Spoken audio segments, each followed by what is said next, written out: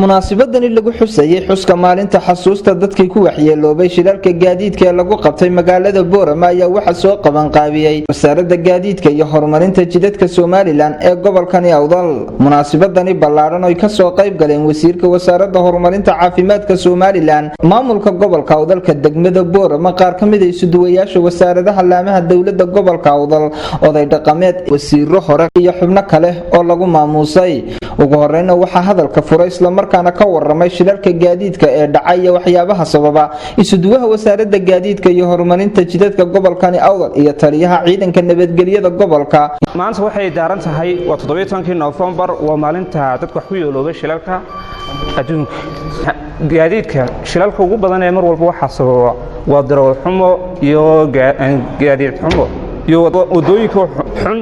taas sidii looga hortagi lahaa waxa filankeyga wasaaradda gaadiidku sameeyay in gaadiidka qalabka loo keenay speedka xadidaya speed limit oo gaadiidku ay ku soconayaan 80 km wax ka badan aan gaadiid ku socdaana la ogolaan doonin. dadka ku dhintay 10 bilood ay dhaafay laba gobol oo saaran waliba Awdal iyo Salan marka loo eego gobolada kale gobolkeen dhimashadiisu kulay way ka yartahay gobolada kale inkastoo dhimasho markasta jirto dhaawacuna markasta jiro. gobolkeenan waxa ku dhintay 7 qof baa ku dhintay 6 shil baa ka dhacay oo dhimasho 7 qof baa dhimashada ay maraysaa imika. dhaawaca iyo aad u fara badan 211 shil baa dhacay 235 qof ayaa ku dhaawacmay.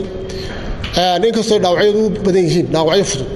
intaa kadib waxaa iyaguna halkaasi ka hadlay oday dhaqameedka ka soo qayb galay munaasabadani iyo sidoo kale gudoomiyaha gobolka Awdal Cabdiraxmaan Axmed Cali waxayna sheegeen ugu weyn waxa wadahay waa laabayda inaan biyar oo waxba garanayn baa gaariga seerka macaansanaya way isku duumaan waxa ka dhaca gabiil agagaarkeeda wad la socotiin sirab male kalkay wal jaala baalu ka soo daayaan. waa maalinta caalamiga ee xusuusinta dadkii ku waxyeeloobay jidadka. haddaba kadib daraasad ay samaysay wasaaradda gaadiidka ee Jamhuuriyadda Soomaaliland ayaa daraasad ay ka samaysay dadkii ku waxyeeloobay sidee looga hortagi karaa ayaa daraasadda waxa la ogaaday 3 wax inay kooskareeyaan ama ay sababaan accident ka dhaca ama shilal ka dhaca. 3 wax. kow waa conditionka gaariga, iskilka driverka ama xirfadda wadaha. saddexaad ay isaguna wadooyinka ayaa aad wax in looga dhaxaa ay tahay 15 qof markay bishii dalka dhan ku dhimanayaan. wasaaradda daraasadda ay samaysay si waxaasi u yaraadaan yaa loo sameeyay in qalab la dhigo baabuurta lagu kontaroolo oo loo hubiyo shilka baabuurku suu u yaraado.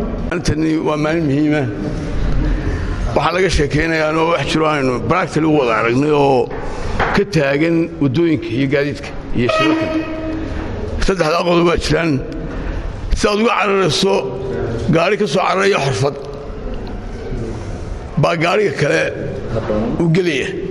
ugu dambeyn waxaa hadalka soo gabagabeeyay wasiirka wasaaradda horumarinta caafimaadka Jamhuuriyadda Soomaaliland Cumar Cali Cabdilaahi waxaana uu yiri waxsanahay inaynu dareen aynu la wadaagno oo ayna dhibto inay jiraan dad walaalaheena oo aabayaasheen hooyooyinkeen iyo dhallaankeenna oo ku waxyeelooba dhibaatooyinka iyo shilalka ka dhaca jidadka.